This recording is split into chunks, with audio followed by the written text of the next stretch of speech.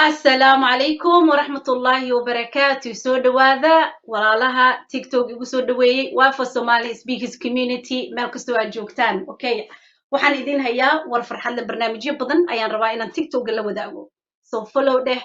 nagana la soo qayb gal Zoom-ka ayaan ku bixin doonaa casharadaas oo ugu talagalnay inaad ka faa'iidaysatid adigoo gurigaaga jooga. adigoo waddankeena jooga Soomaaliya meel kastoo aad ka joogto Kenya jooga USA UK meel kastoo aad ku nooshahay casharadaasna waa casharo aad ku baranaysid training of public speaking sidaa ku noqon lahayd public speaking sidaad kalsoonidaada ku dhisi lahayd oo improvement aad ku samayn lahayd hadhowdii haddaad shaqadaada futureka ama waxaa aragtay ama university waxaa kaloo ku baran doontaa barbaarinta ubad qurxoon haddaad ilmo leedahay waalid tahayna ila soo xiriir waxaa ku jira casharadeena youth training dadka yaryar oo training aan ku samayno inta ay yar yihiin aysa maaragtay miraha ay cusub yihiin si ay maaragtay ku koraan kuwa self esteemkooda dhisan yahay imagekooda dhisan yahay kuwa maaragtay confidence-kooda uu haya maasha allah oo the best meesha laga rabo uu yahay